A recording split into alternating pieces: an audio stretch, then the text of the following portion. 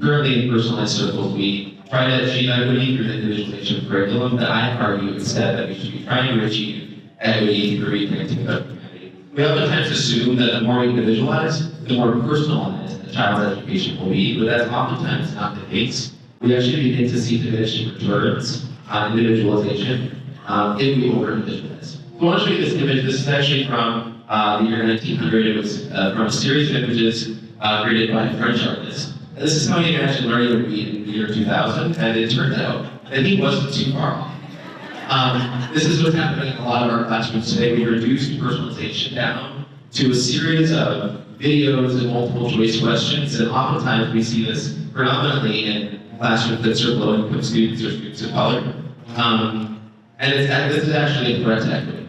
It's reductive. The very nature of reductionism is breaking something down into its parts to where the whole is no longer recognizable. And I would argue this is happening a great deal in classrooms that are trying to personalize.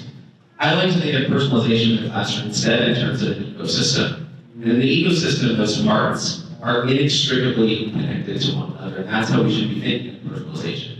The curriculum we choose should be inextricably connected to the curriculum we choose in other subjects, and likewise, the human beings in our classroom should be inextricably connected to one another. And that's why in our conversations about personalized learning, we must be talking about human relationships, and we must be talking about fostering a sense of belonging in our classrooms.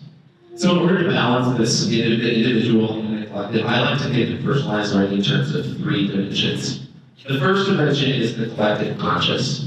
And the collective conscious matters because in order for learning to be meaningful, in order for learning to be personal, we must know that we belong to something greater. I like to think of it like a flock of birds. A flock of birds is comprised of individual birds, and their choices, the decisions they make autonomously can actually change the entire direction of the flock. And that happens in our classrooms as well. And to achieve this, in my classroom, I use multi-ability curriculum.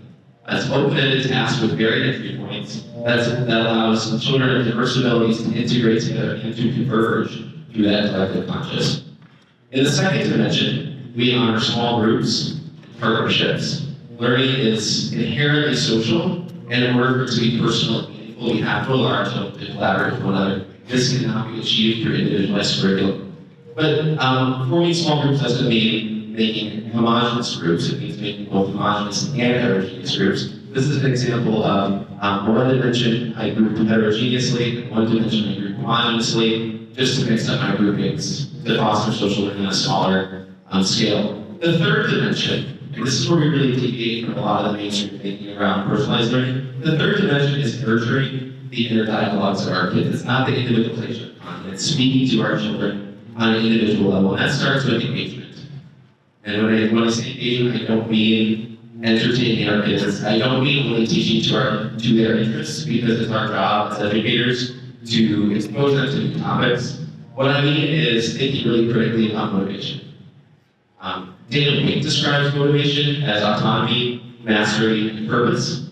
And in personalized classroom, it's really important that our children are able to make decisions autonomously within constraints, that they are able to know that they're progressing, and that they're able to find purpose in their learning. This is just an example of how I goal set with my kids. They develop action steps towards their personal goals, and then they discuss how not only it benefits them, but it benefits the collective as well. Finally, in the inner dialogue, we would be remiss if we were not talking about identity in our classrooms.